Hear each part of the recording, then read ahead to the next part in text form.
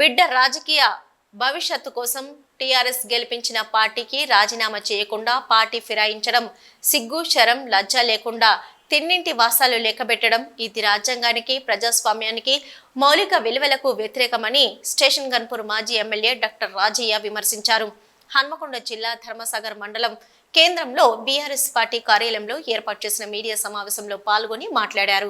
Station గన్పూర్లో నీచ రాజకీయాలు చేస్తున్నది కడియం శ్రీహరి కాదా అని ప్రశ్నించారు. స్వార్థపూరితంగా చేస్తున్న రాజకీయాలకు ప్రజలే బుద్ధి చెప్తారని మండిపడ్డారు. నీకు దమ్ము ధైర్యం ఉంటే ఎమ్మెల్యే పదవికి రాజీనామా చేయాలని సవాల్ విసిరారు. ఇక చెట్ల పేర్లు చెప్పుకొని కాయలమ్ముతున్న నీ రాజకీయ సమాధి చేస్తామని తాటికొండ రాజయ్య హెచ్చరించారు.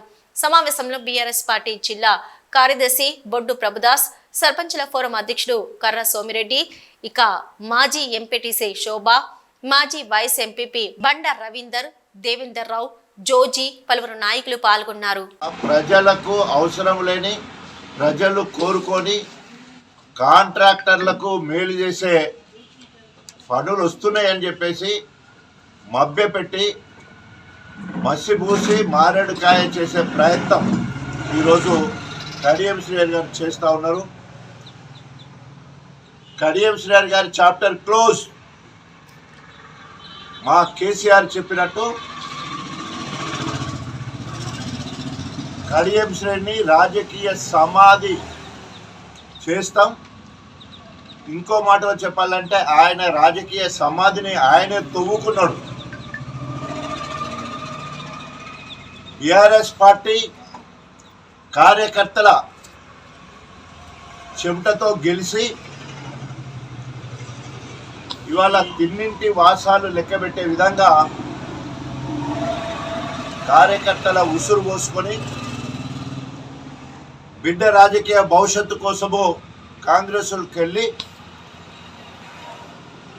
ఇప్పటి వరకు బీఆర్ఎస్ పార్టీ ప్రాథమిక సభ్యత్వానికి ఇప్పటి వరకు బీఆర్ఎస్ పార్టీ నుండి గెలిచిన ఎమ్మెల్యే పదవికి రాజీనామా చేయకుండా సిగ్గు శరము లజ్జ లేకుండా కాంగ్రెస్ పార్టీలో చెలామణి అవడము ఇది రాజ్యాంగానికి వ్యతిరేకము, ప్రజాస్వామ్యానికి వ్యతిరేకము,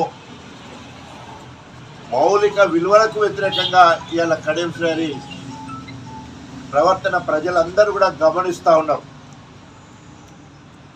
ఆనాడు తెలుగుదేశంలో ఉన్న 94 నుండి 2004 వరకు ఒక రాక్షస పాలన, ఒక నిరంకుశ పాలన, ఆయన పాలనను ఆ రోజే కల్నాయకని, దళిత దొరని, ఎన్కౌంటర్ల స్పెషలిస్ట్ అని చెప్పేసి ఆ 10 ఏళ్ళు అరాచకాలు, అక్రమ అరెస్టులు, నిర్బంధాలు, పోలీస్ స్టేషన్లో అక్రమంగా అరెస్ట్ చేసి కొట్టించటాలు, అదేవిధంగా ఎన్కౌంటర్లు చేసిన పరిస్థితి గన్పూర్ నియోజకవర్గ ప్రజలు మర్చిపోలేదు.